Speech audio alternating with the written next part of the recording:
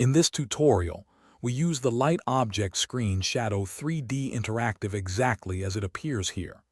The question is, how do the positions of the light source, object, and screen affect the size and shape of a shadow?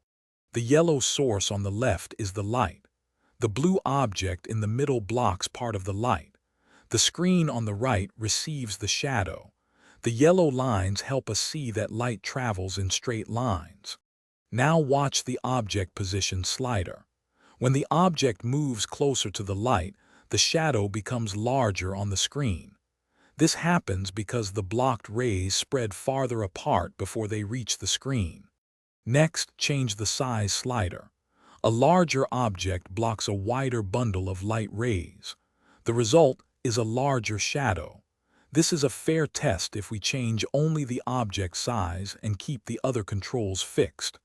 Now move the screen position. When the screen is farther away, the same blocked rays continue spreading before reaching it. The shadow can become larger even though the object has not changed. Finally, change the object from cube to sphere.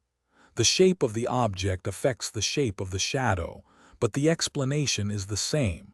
Light travels in straight lines, and the object blocks part of it.